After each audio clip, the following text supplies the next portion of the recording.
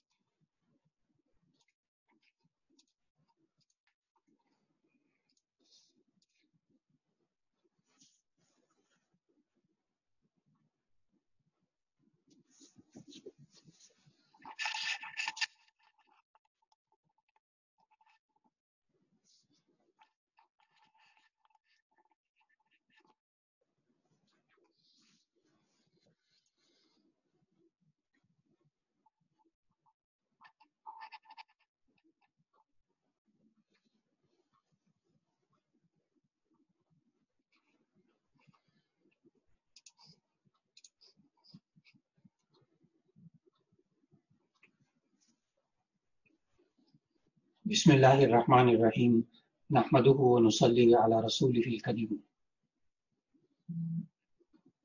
الحمدللہ اللہ تعالیٰ کی توفیق سے ہم دین اسلام کی تعلیمات پر مشتمل تعلیم الدین کا مطالعہ کر رہے ہیں، اور اس میں ہم دین کے 5 شعبوں کے بارے میں بات کرتے ہیں: ایمانیات، عبادات، معاملات، معاشرت اور اخلاق۔ آج ایمانیات کے سلسلے میں ہمارا موضوع ہے قیامت کی علامات۔ دراصل انسان کے مرنے کے بعد سے لے کر اور جب قیامت قائم ہوگی اس وقت تک کے وقت کو عالم برزخ کہتے ہیں، جس کا ہم نے گزشتہ درس میں مطالعہ کیا۔ نبی صلی اللہ علیہ وسلم نے قیامت کے بارے میں جو علامات ہیں وہ مختلف قسم کی علامات بتائی ہیں، اور قیامت پر ایمان لانا یہ فرض اور لازم ہے، اور قیامت کے قائم ہونے کا وقت اللہ تعالیٰ نے کسی کو نہیں بتایا۔ قیامت کس تاریخ کو کس سن میں آئے گی یہ ہمیں نہیں بتایا گیا۔ البتہ آخری نبی حضرت محمد مصطفیٰ صلی اللہ علیہ وسلم نے پیشگوئی کے طور پر قیامت سے پہلے پیش آنے والے بہت سے واقعات اور فتنوں کی خبر دی ہے، اور امت کو قیامت کی علامتوں سے خوب آگاہ کر دیا ہے۔ قیامت کی علامات 2 قسم کی ہیں۔ ایک علامات قیامت صغرا کہلاتی ہیں، چھوٹی علامات، اور دوسری قسم علامات قیامت کی ہے کبرا، یعنی بڑی نشانیاں۔ علامات صغرا وہ علامات قیامت کی کہلاتی ہیں جو حضور اکرم صلی اللہ علیہ وسلم کی پیدائش سے لے کر امام مہدی علیہ السلام کے ظہور اور پیدائش تک سامنے آئیں گی۔ اور علامات کبرا کہتے ہیں کہ امام مہدی کے ظہور کے بعد سے لے کر جو سور پھونکنے تک کی جو علامات ہوں گی انہیں علامات کبرا کہتے ہیں۔ علامات صغرا کا تذکرہ آج کے نشست میں ہوگا، اور انشاءاللہ علامات کبرا کا تذکرہ آئندہ نشست میں ہو سکے گا۔ قیامت کی علامات صغرا میں سب سے پہلے آخری نبی حضرت محمد مصطفیٰ صلی اللہ علیہ وسلم کی بعثت اور وفات، یہ سب سے پہلی علامت ہے جو نبی کریم صلی اللہ علیہ وسلم نے بتائی۔ اسی لیے گزشتہ آسمانی کتابوں میں نبی صلی اللہ علیہ وسلم کا لقب تھا نبی الساعت، نبی الساعہ، یعنی قیامت کا نبی، جو آخری نبی ہوگا۔ یہ بھی نبی صلی اللہ علیہ وسلم کے خاتم النبیین ہونے کی ایک دلیل ہے، اور یہ بھی نبی صلی اللہ علیہ وسلم نے ہمیں بتایا کہ قیامت اس امت پر قائم ہوگی، یہ آخری امت ہے۔ پھر اس کے بعد نبی کریم صلی اللہ علیہ وسلم نے فتنہ ارتداد بھی بتایا کہ یہ بھی علامات قیامت میں سے ہے۔ چنانچہ نبی صلی اللہ علیہ وسلم کی پیشگوئی کے مطابق نبی صلی اللہ علیہ وسلم کی وفات کے بعد بہت سے لوگ مرتد ہو گئے، کوئی بت پرست دوبارہ بن گیا، کوئی مدعی نبوت مسیلمہ کذاب جیسے جھوٹے نبیوں کا پیروکار ہو گیا۔ صحابہ کرام خلفائے راشدین رضوان اللہ علیہم اجمعین نے ان تمام مدعیان نبوت کے ساتھ قتال کیا اور سب کا خاتمہ کیا۔ اسی طرح نبی صلی اللہ علیہ وسلم نے علامات صغرا میں سے یہ بات بھی پیشگوئی کے طور پر بتا دی تھی کہ بیت المقدس فتح ہوگا۔ چنانچہ حضرت عمر رضی اللہ تعالیٰ عنہ کے زمانے میں بیت المقدس فتح ہوا۔ پھر نبی صلی اللہ علیہ وسلم نے مسلمانوں کے آپس کے فتنوں کو بھی علامات قیامت میں سے ذکر فرمایا۔ وہ فتنے حضرت عثمان غنی رضی اللہ تعالیٰ عنہ اور حضرت علی رضی اللہ تعالیٰ عنہ کے زمانے میں ظاہر ہوئے۔ اسی طرح نبی صلی اللہ علیہ وسلم نے بہت سی احادیث میں تقریباً 15 کے قریب علامات وہ بتائی ہے جن کو فتنوں کے طور پر بھی نبی صلی اللہ علیہ وسلم نے ذکر کیا اور علامات قیامت کے طور پر بھی ذکر کیا۔ یہ علامات صغرا، ان میں سے 15 علامات بہت مشہور ہیں جو کہ صحیح احادیث میں موجود ہیں۔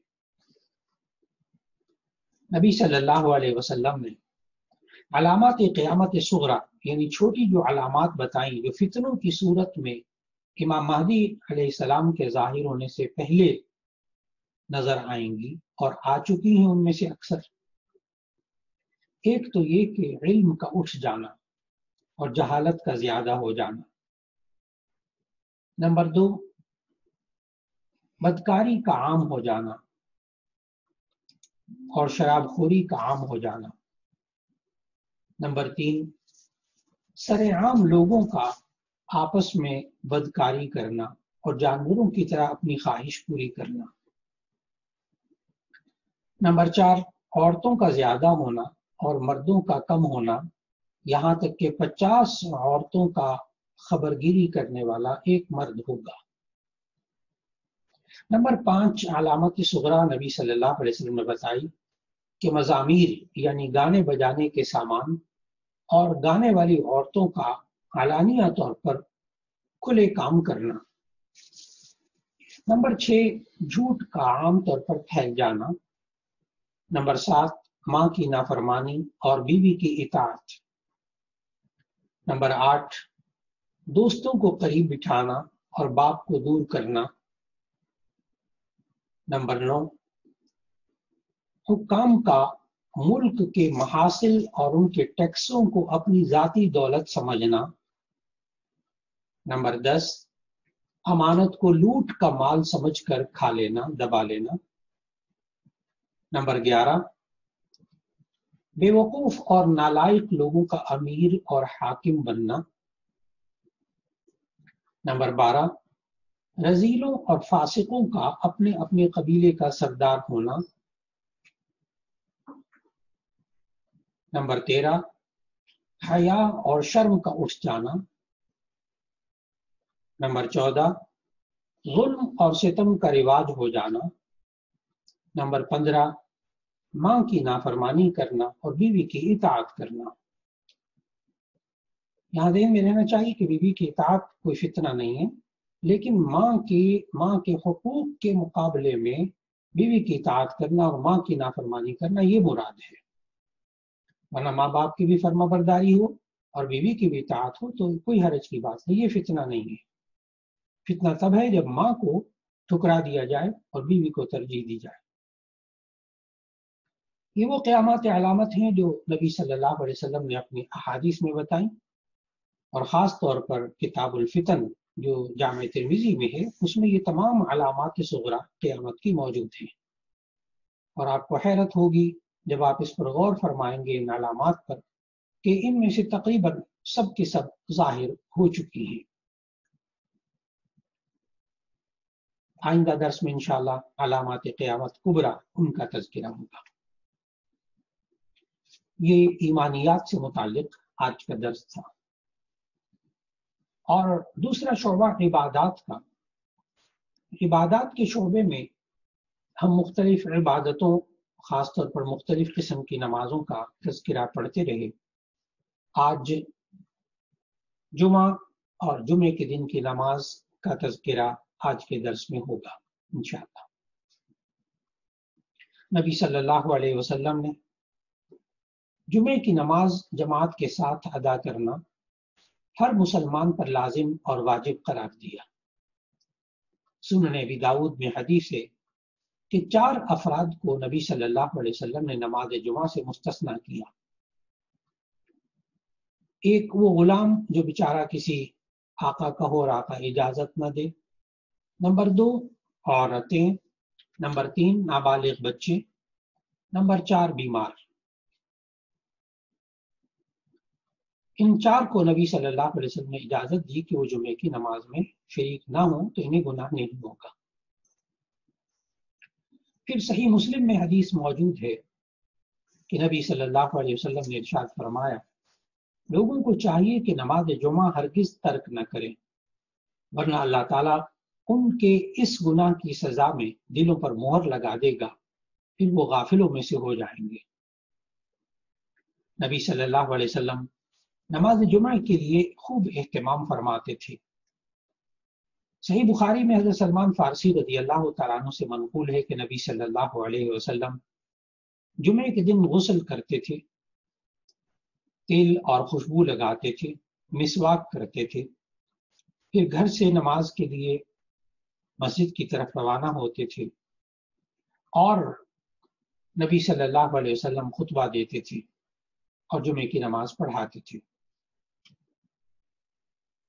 پھر نبی صلی اللہ علیہ وسلم نے جمعے کے دن سورہ کہف بھی پڑھنے کی تلقین فرمائی کہ جو شخص جمعے کے دن سورہ کہف پڑھے گا تو اس کے لیے دونوں جمعوں کے درمیان ایک نور چمکتا رہے گا۔ نبی کریم صلی اللہ علیہ وسلم کا ارشاد ہے کہ جو جمعے کے دن مجھ پر کثرت سے درود بھیجا کرے تو ایسی صورت میں وہ درود فرشتے لے کر میرے پاس حاضر ہوتے ہیں۔ یہ روایت ابن ماجہ میں موجود ہے۔ پھر اسی طرح نبی صلی اللہ علیہ وسلم جمعے کے دن اچھے کپڑے پہننے کا اہتمام کرتے تھے،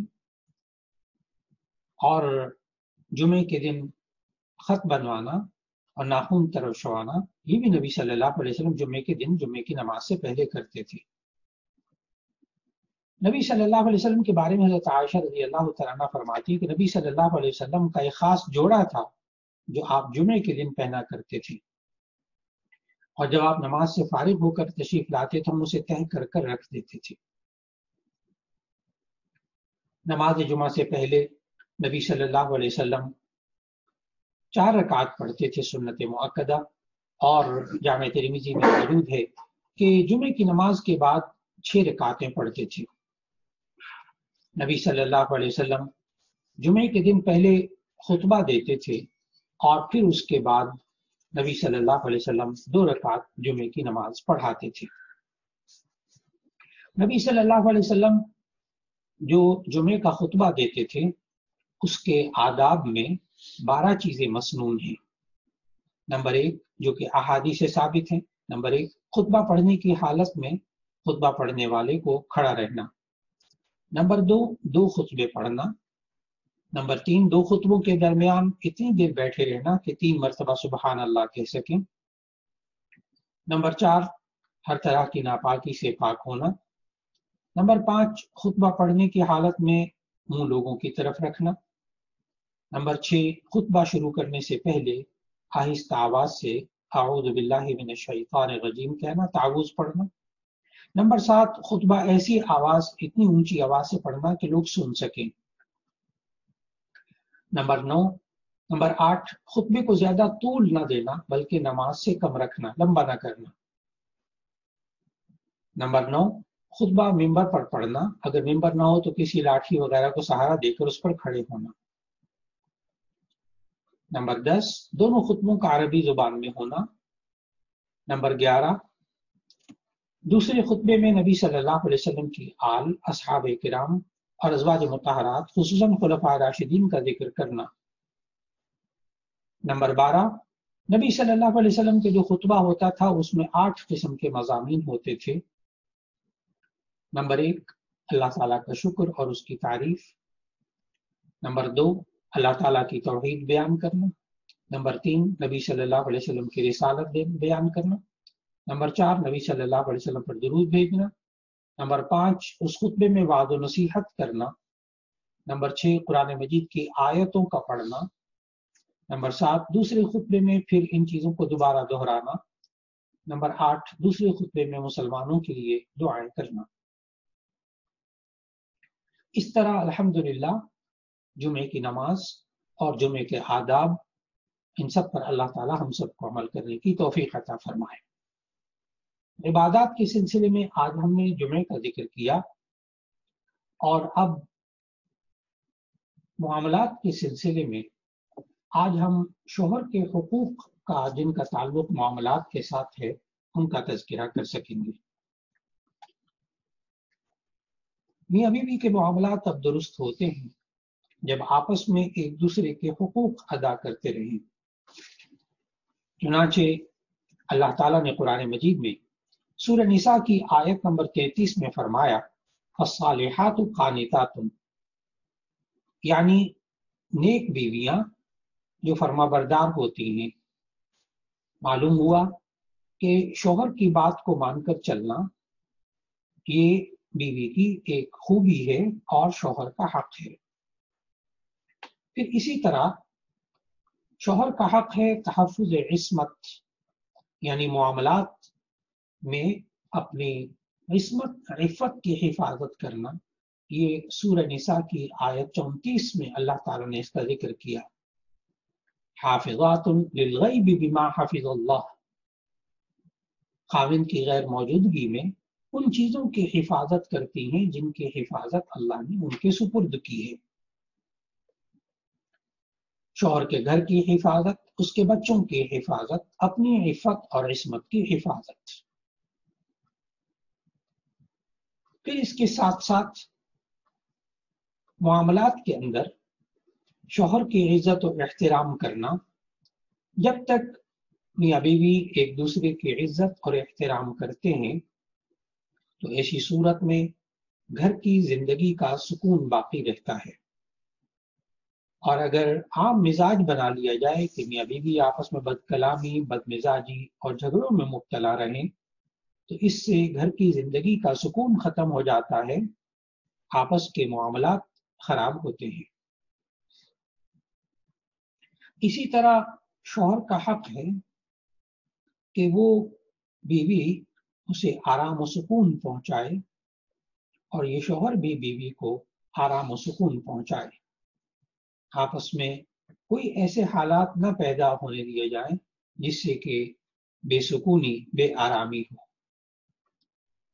اسی طرح نبی صلی اللہ علیہ وسلم نے فرمایا کہ عورت مرد کے گھر کی نگران ہے، اس سے اس کے بارے میں باز پرس ہوگی۔ اسی طرح نبی صلی اللہ علیہ وسلم نے اولاد کی تربیت جہاں والد پر لازم ہے وہاں ماں پر بھی لازم ہے، اور پھر اس کے ساتھ ساتھ ایک دوسرے کے رشتہ داروں سے اچھا سلوک کرنا یہ اہم ترین فریضہ ہے۔ معاملات کی درستگی کے لیے آج شوہر اور بیوی دونوں کو ایک دوسرے کے رشتہ داروں کے ساتھ اچھے سلوک سے پیش آنا چاہیے۔ ساس، سسر، نند وغیرہ، اور اسی طرح بہو یا بھاوج اور دوسرے رشتے۔ گھریلو جھگڑوں کی عام طور پر بنیاد جب ہوتی ہے جبکہ میاں بیوی کے رشتہ داروں سے معاملات درست نہیں ہوتے۔ اس لیے معاملات کے ضمن میں جب ایک دوسرے کے رشتہ داروں کے ساتھ اچھا سلوک کریں گے تو انشاءاللہ اللہ تعالیٰ ان معاملات کی درستگی کے نتیجے میں آپس کی محبت اور سکون عطا فرمائے گا۔ اسی طرح معاملات کو درست رکھنے کے لیے عام طور پر گھریلو زندگی میں کبھی پسند ناپسند اور کبھی حالات کی وجہ سے ناگوار صورت پیدا ہو جاتی ہے، لیکن اس میں بھی اپنی زبان پر اور اپنے اعمال پر کنٹرول رکھنا یہ انسان کی زندگی کو خوشگوار بناتا ہے۔ اسی طرح شوہر کو چاہیے کہ وہ معاملات کے اندر طلاق سے ہر صورت میں بچنے کی کوشش کرے، اور بہت سی باتیں ہیں جو انسان اپنی زبان سے نکالتا ہے لیکن طلاق کا لفظ اپنے منہ سے نہ نکالے، ظاہر ہے غصے ہی میں ایسا ہوتا ہے۔ اور یہ وہ معاملات ہیں طلاق کے بارے میں چونکہ ہم الگ سے ایک درس میں مکمل مطالعہ کر چکے ہیں معاملات کے سلسلے میں، اس لیے ہمیں چاہیے کہ ہم معاشرے کے اندر رہتے ہوئے اپنے معاملات کو درست کریں گے تو اللہ تعالیٰ ہمارے گھر کے ماحول کو اور معاشرے کے ماحول کو درست کرے گا۔ یہ معاملات سے متعلق آج بات تھی۔ چوتھا شعبہ معاشرت کا ہے، یعنی رہنا سہنا، اور اس کے اندر ہمیں کن باتوں کا خیال رکھنا چاہیے۔ نبی صلی اللہ علیہ وسلم نے بھی اور قرآن مجید میں اللہ تعالیٰ نے ہمیں ایک اسلامی معاشرہ اور بہترین معاشرہ اور خیر کا معاشرہ بنانے کے لیے ایک سبق سکھایا ہے، اور وہ ہے اخوت کا سبق۔ اخوت بھائی چارہ، اخوت کا لفظ اخ سے بنا ہے، اخن کا معنی ہوتا ہے بھائی۔ نبی صلی اللہ علیہ وسلم نے ہجرت کے بعد سب سے پہلے مہاجرین اور انصار کے درمیان اخوت کا رشتہ قائم فرمایا۔ معلوم ہوا معاشرے کی ابتدا جو ہے وہ اخوت سے ہوتی ہے، چاہے کسی رنگ و نسل کا ہو انسان، ہر مسلمان آپس میں بھائی بھائی ہوتا ہے۔ اللہ تعالیٰ نے سورہ حجرات کی آیت نمبر 10 میں ارشاد فرمایا، انما المؤمنون اخوۃ، بلا شبہ تمام مسلمان آپس میں بھائی بھائی ہیں۔ اور پھر اللہ تعالیٰ نے سورہ توبہ کی آیت نمبر 71 میں فرمایا، والمؤمنون والمؤمنات بعضهم اولیاء بعض، کہ ایمان والے مرد اور ایمان والے عورتیں یہ آپس میں بھائی بھائی ہیں، آپس میں ایک دوسرے کے دوست ہیں۔ اور پھر ہمیں اللہ تعالیٰ نے قرآن مجید کے اندر سورہ آل عمران کی آیت 103 میں بتایا کہ اخوت اللہ تعالیٰ کی نعمت ہے۔ وَاذْكُرُوا نِعْمَةَ اللَّهِ عَلَيْكُمْ إِذْ كُنْتُمْ أَعْدَاءً فَأَلَّفَ بَيْنَ قُلُوبِكُمْ فَأَصْبَحْتُمْ بِنِعْمَتِهِ إِخْوَانًا۔ اور اخوت دین کی بنیاد ہے۔ اللہ تعالیٰ نے سورہ انفال کی آیت 63 میں فرمایا، لو انفقت ما فی الارض جميعا ما الفت بین قلوبهم ولکن اللہ الف بینہم۔ زمین میں جو کچھ اگر آپ اسے خرچ کر دیں تب بھی آپ اخوت قائم نہیں کر سکتے، دلوں کو نہیں ملا سکتے، لیکن اللہ تعالیٰ نے اخوت قائم کی، دلوں کو ملایا۔ اس اخوت کے نتیجے میں نبی صلی اللہ علیہ وسلم نے فرمایا کہ مومن ایک مسلمان دوسرے مسلمان کا محافظ ہوتا ہے۔ المسلم اخو المسلم لا یظلمہ ولا یسلمہ ولا یحقرہ۔ مسلمان مسلمان کا بھائی ہے، نہ وہ اس پر ظلم کرتا ہے، نہ اس کو مصیبتوں کے حوالے کرتا ہے، نہ اسے حقیر سمجھتا ہے۔ نبی صلی اللہ علیہ وسلم نے اخوت کی مثال ایک بہترین مثال دی، تری المؤمنین فی تراحمہم وتوادہم وتعاطفہم کمثل الجسد، کہ آپ ایمان والوں کو آپس میں رحم کرنے، محبت کرنے میں ایک جسم کی طرح دیکھیں گے کہ اگر ان میں سے کسی کو تکلیف پہنچتی ہے تو پورا جسم بیداری اور بخار میں مبتلا ہو جاتا ہے۔ لہذا اخوت قائم رکھنے کے لیے سب سے بہتر جو طریقے نبی صلی اللہ علیہ وسلم نے بتائے وہ یہ ہے کہ آپس میں خیر خواہی رکھی جائے اور ہمیشہ ایک دوسرے کی عزت اور توقیر کی جائے، تحقیر نہ کی جائے۔ نمبر 3، ایک دوسرے کی ضرورت میں کام آنے کی کوشش کی جائے۔ نمبر 4، دوسرے کو تکلیف پہنچانے سے پرہیز کیا جائے۔ نمبر 5، معاشرے میں رہتے ہوئے ایثار و قربانی سے کام لیا جائے۔ نمبر 6، آپس میں شفقت اور محبت سے کام لیا جائے۔ نمبر 7، اگر کبھی جھگڑا ہو جائے تو اس میں مصالحت ہی کی کوشش کی جائے۔ نمبر 8، ایک دوسرے کی جان، مال اور عزت و آبرو کا احترام کیا جائے۔ نمبر 9، بدگمانی سے پرہیز کیا جائے۔ نمبر 10، آپس میں جاسوسی اور غیبت سے بچا جائے، جیسا کہ اللہ تعالیٰ نے سورہ حجرات میں سکھایا۔ نمبر 11، ایک دوسرے کے عیبوں پر پردہ ڈالا جائے، پردہ پوشی کی جائے۔ اور نمبر 12، آپس میں دکھ سکھ میں شرکت کی جائے۔ نمبر 13، بیمار ہو جائیں تو ایک دوسرے کی عیادت کریں۔ نمبر 14، آپس میں تحفے دینا اور آپس میں دعوت کو قبول کرنا، اور اسی طرح اگر انتقال ہو جائے تو تجہیز و تکفین میں اور جنازے میں شرکت کرنا۔ اللہ رب العزت ہم سب کو اپنے معاشرے کے اندر اخوت کے ان جذبات کو پیدا کرنے کی توفیق عطا فرمائے۔ اور آج 5واں شعبہ اخلاقیات کا، کہ ہماری وہ عادتیں جو اللہ اور اس کے رسول صلی اللہ علیہ وسلم کے حکم کے مطابق ہو جائے، ان عادات کا ہم مطالعہ کر رہے تھے۔ اللہ تعالیٰ نے قرآن مجید میں جن بہترین عادتوں کا ذکر فرمایا، ان میں سے ایک عادت اللہ کا ذکر کرنا، اللہ کو یاد رکھنے کی عادت۔ چنانچہ اللہ تعالیٰ نے اللہ کے ذکر کو بہترین عبادت قرار دیا، وَلَذِكْرُ اللَّهِ أَكْبَرُ۔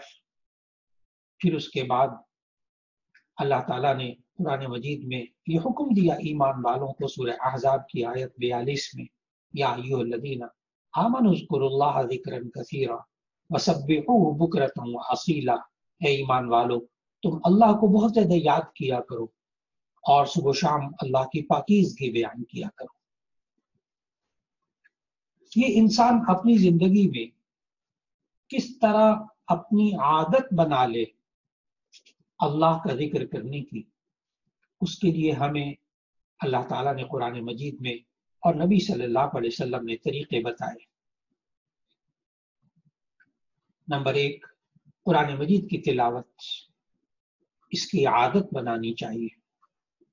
یہ ذکر اللہ کی عادت بنتی چلی جاتی ہے، اس لیے کہ قرآن مجید کی تلاوت یہ اللہ تعالیٰ کے ذکر کی ایک بہترین صورت ہے۔ نمبر 2، تحلیل یعنی لا الہ الا اللہ کا ذکر کرنا۔ نمبر 3، تکبیر اللہ اکبر کہنا۔ نمبر 4، تسبیح سبحان اللہ کہنا۔ نمبر 5، تحمید الحمدللہ کہنا۔ نمبر 6، استغفار، گناہوں سے مغفرت طلب کرنا، استغفر اللہ الذی لا الہ الا هو الحی القیوم واتوب الیہ۔ جب ہم استغفار کرتے ہیں تو بھی اس میں اللہ کا ذکر ہوتا ہے، یہ بھی انسان کو عادت بنانی چاہیے۔ اللہ تعالیٰ کے ناموں کا ورد کرنا۔ نمبر 8، دعا مانگنا، دعا بھی اللہ کا ذکر ہے۔ نمبر 9، رسول اکرم صلی اللہ علیہ وسلم پر درود بھیجنا۔ اللہ تعالیٰ نے سورہ احزاب کی آیت نمبر 54 میں اس عادت کو اپنانے کا حکم دیا، یا ایھا الذین آمنوا صلوا علیہ وسلموا تسلیما۔ اے ایمان والو، نبی صلی اللہ علیہ وسلم پر درود و سلام بھیجا کرو۔ اسی طرح تمام جتنی بھی عبادات ہیں وہ بھی اللہ تعالیٰ کا ذکر ہی ہیں، چنانچہ ان طریقوں کو اپنانے سے ہم اللہ کا ذکر کر سکتے ہیں اور اللہ کے ذکر کرنے کی عادت پڑ جاتی ہے، چاہے وہ انفرادی ذکر کر لیا جائے یا اجتماعی ذکر کر لیا جائے۔ اللہ رب العزت ہمیں دین اسلام کی ان تمام باتوں پر عمل کرنے کی توفیق عطا فرمائے۔ وآخر دعوانا الحمد للہ رب العالمین.